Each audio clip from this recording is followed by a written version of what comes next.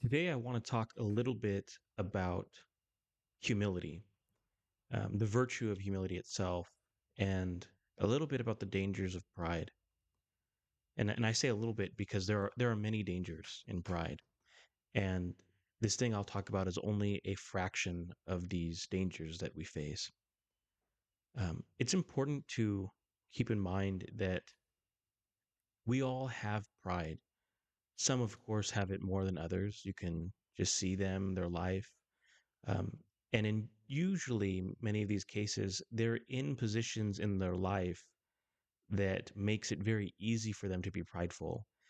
They do have an office promotion, they do have an enviable job or family or money or something about them where they're caught up in worldly affairs and there's other people around them in their lives that reinforce these prideful thoughts that they suffer from. And they really do suffer from them. But I bring up this conversation to talk about the pride of the normal person, um, the average pride that we all have every day in our lives, the pride that even attacks someone who is deep in poverty, someone who is not attached to worldly things or a part of the world. This is a very standard pride for everybody, and this is the thing I want to talk about. It really first begins with the family. So the reason why I started this conversation is because my grandparents are at a point in their health where they'll probably pass away within the next year or two. And my grandparents have lived very prideful lives. And it's been reinforced through their kids and their whole actions, wanting their children to become doctors. And then when one did become a doctor, just showering them with praise, and bragging to other families and having this point of family pride. And I think every family has something like this. Some families, it might be that they make more money. Other families, it might be that they're smart, or that they have a certain last name, or they're strong. They're tough people. Everyone has this clan or family pride that they try to claim. And we have to understand that this is very dangerous. This is spiritually dangerous, but it very much clouds you from the beauty of humility. Um, and pride comes in this form of identity. A lot of people will make something their identity that's not themselves. And this is what obscures humility. So let me explain a little bit about what humility is. Um, True humility is to lock your way in the cell of self knowledge. I don't know how to word this any better than that. So, a lot of people get distracted with things of the world and with theories of the world. They get distracted with theories of the universe or with politics or with things outside of themselves. And they use this as a way of saying, I know something.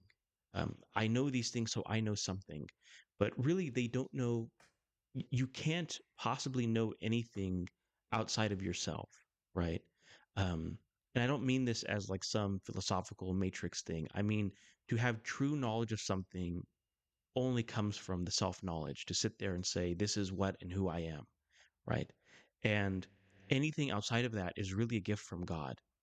So during the pre fall state, before man became what it is now because of sin, um, Adam had perfect knowledge of things. This is one of the divine graces that we get when we are in deep union with God. It says that God would bring the animals to him and he would know their names and he would say their names and give them names.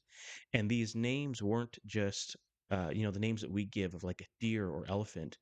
These were names that in their naming, in their wording, they perfectly described the creature and everything about that creature, because this is a form of true objective divine knowledge given to Adam. And we see this with Solomon. So in the Bible, it describes Solomon as being giving this divine wisdom, and he can look at like a vine from a far off branch. If someone brought him something from an old fence, and he would know exactly where it came from. He would name its name. He would know everything about it, how to care for it, how to water it. This is part of this um, divine wisdom of objective knowledge, and we don't have that if we don't have God, right? We look at things and we can just observe like color and shape and sometimes different things, but we can't really know what something is just by observing it and being around it. Not the way we can about ourselves. Because if you sit in a cell and you meditate and you think about the things that you've experienced and your own thoughts, what comes to the surface, these things make up the cell of self knowledge. And true humility is not constant degradation of yourself. It is not, um, there's people. So I'll give an example of this. There are people that I've worked with in the past, programmers, and they're really great programmers. But if you say, "Oh, hey, this was well done, it's a very good program," they'll say, "Oh no, I'm a really bad programmer. I'm really terrible." And they're not terrible. They're really good, and they think they're being humble by saying, "Oh, I'm a terrible programmer. I'm just a beginner," or so on and so on. But then someone else who's actually really bad will get their position because that person who's bad will be like, "Oh, well, I think I'm doing pretty good." And that person who's bad might be doing pretty good, but they're not as good as a person who actually does very well. And this false humility that this person who does very well gives is actually more of a lie. This is actually more of a pride problem than it is a humility thing, right? Because there's some level of themselves where they think, no, I should be better or I could be better. And this is, again, this is pride at its part because it's not the accurate image of self. So to understand this, humility is the accurate image of self, that you're not too great, you're not too small, that you know exactly who you are and where you are on your journey.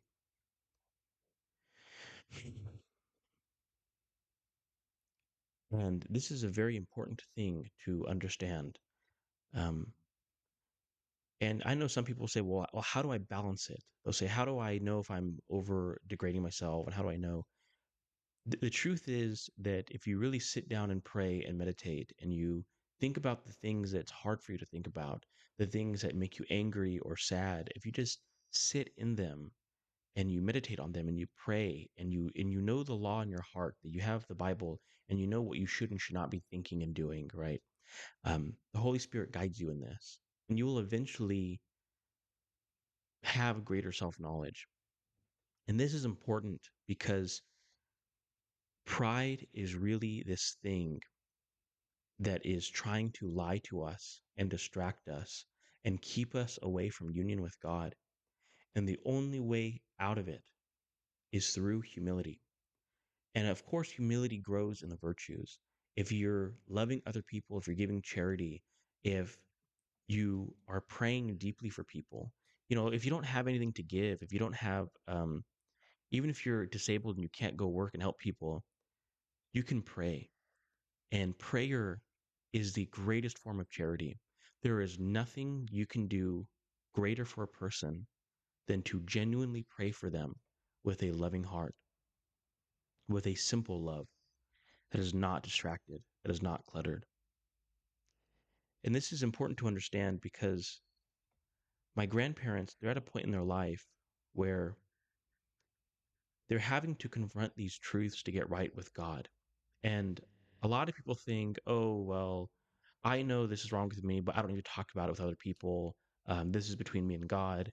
But the truth is, it's between you and everyone because your pride has harmed everybody. It's harmed you the most, and then it harms everyone else around you because it just lies. It lies and it causes you to lie to other people.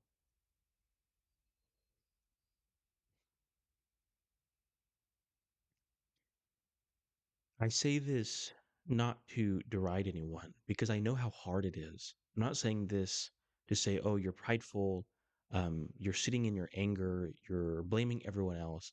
I say this because there's a bigger point I'm trying to make here. And I'm trying to free you from something that is greatly harming your soul.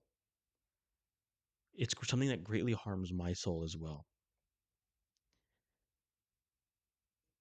We are entering into a time that is going to be very beautiful. It's going to be one of the most beautiful times for the Lord because it's going to be a time of martyrs. It's going to be a time of blood. And those who persevere in humility will be given a great reward. There's nothing greater than this reward that will soon come.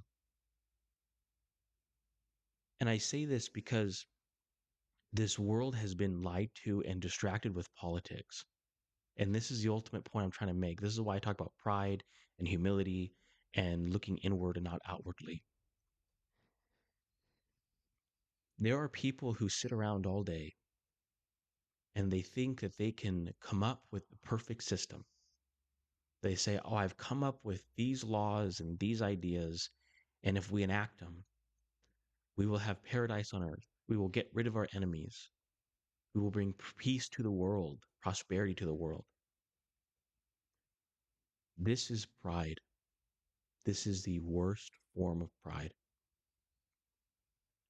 I want you to take a moment to sit down and to imagine a society where everyone was a saint, where everyone got rid of their pride and moved to God and loved Him deeply with all of their heart, mind, and soul, and loved others as themselves, where everyone lived with Jesus as their role model. Just imagine what society would look like.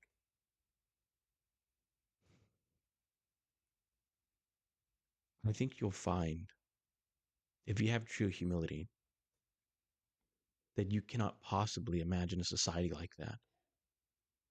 You can only know that that society of saints is radically different from the society that we have today. That's all we know, is that it's radically different.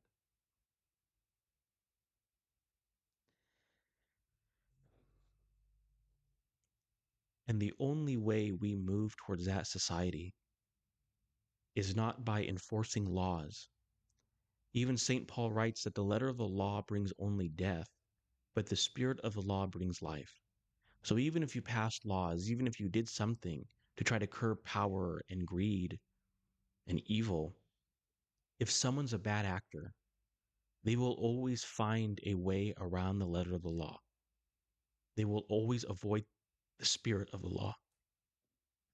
And it is only through following the spirit of the law, of what it aims to accomplish, which is love, that we have a society of saints. From this alone, we see there is no law you can pass that creates saints. It is only when the saint themselves looks inward in that cell of self-knowledge and is elevated by their desire to honor God and their love for the salvation of others.